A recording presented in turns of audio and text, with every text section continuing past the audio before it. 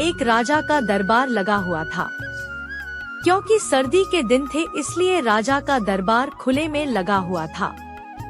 पूरी आमसभा सुबह की धूप में बैठी थी।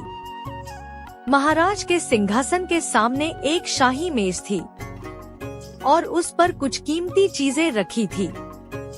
पंडित, मंत्री और दीवान आदि सभी दरबार में बैठे थे और राजा के परिवार के सदस्य भी बैठे थे।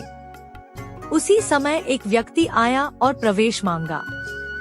प्रवेश मिल गया तो उसने कहा, मेरे पास 2 वस्तुएं हैं। मैं हर राज्य के राजा के पास जाता हूँ और अपनी वस्तुओं को रखता हूँ, पर कोई परख नहीं पाता, सब हार जाते हैं और मैं विजेता बनकर घूम रहा हूँ। अब आपके नगर में आया हूँ। राजा ने बुलाया और कहा, क्या वस्तु है? तो उसने दोनों वस्तुएं उस कीमती मेज पर रख दी। वे दोनों वस्तुएं बिल्कुल समान आकार, समान रंग रूप, समान प्रकाश, सब कुछ एक समान थे। राजा ने कहा, ये दोनों वस्तुएं तो एक हैं। तो उस व्यक्ति ने कहा, हाँ, दिखाई तो एक सी ही देती है, लेकिन है भिन्न। इनमें से एक है बहुत कीमती हीरा और एक है कांच का टुकड़ा, लेकिन रूप रंग सब एक है।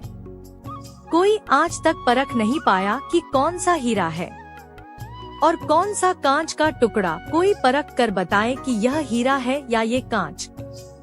अगर परख सही निकली तो मैं हार जाऊंगा और यह कीमती हीरा मैं आपके राज्य की तिजोरी में जमा करवा दूंगा। पर शर्त यह है कि यदि कोई नहीं पहचान पाया तो इस हीरे की जो कीमत है उतनी धनराशि आपको मुझे देनी होगी। इसी प्रकार से मैं कई राज्यों से जीतता आया हूँ। राजा ने कहा, मैं तो नहीं परख सकूंगा। दीवान बोले, हम भी हिम्मत नहीं कर सकते क्योंकि दोनों बिल्कुल समान हैं। सब हार गए, कोई हिम्मत नहीं जुटा पा रहा था। हारने पर पैसे देने पड़ेंगे, इसका कोई सवाल नहीं था क्योंकि राजा के पास बहुत धन था, पर राजा की प्रतिष्ठा गिर जाएगी, इसका सबको भय था। कोई व्यक्ति पहचान नहीं पाया। आखिरकार पीछे थोड़ी हलचल हुई। एक अंधा आदमी हाथ में लाठी लेकर उठा। उसने कहा, मुझे महाराज के पास ले चलो। मैंने सब बातें सुनी हैं और यह भी सुना है कि कोई परख नहीं पा रहा है। एक अवसर मुझे भी दो। एक आदमी के सहारे वह राजा के पास पहुंचा। उसने राजा से प्रार्थना की, मैं तो जन्म से अंधा हूँ, फिर भी मुझे एक अवसर दिया जाए जिससे मैं भी एक बार अपनी बुद्धि को परखूं और हो सकता है कि सफल भी हो जाऊं। और यदि सफल ना भी हुआ तो वैसे भी आप तो हारे हुए ही हैं। राजा को लगा कि इसे अवसर देने में क्या हर्ज है। राजा ने कहा कि ठीक है।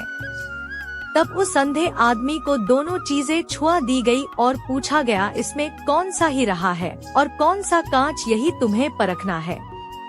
उस आदमी ने क्षण में कह दिया, यह हीरा है। और यह कांच। जो आदमी इतने राज्यों को जीतकर आया था वह नतमस्तक हो गया और बोला, सही है, आपने पहचान लिया, धन्य हो आप।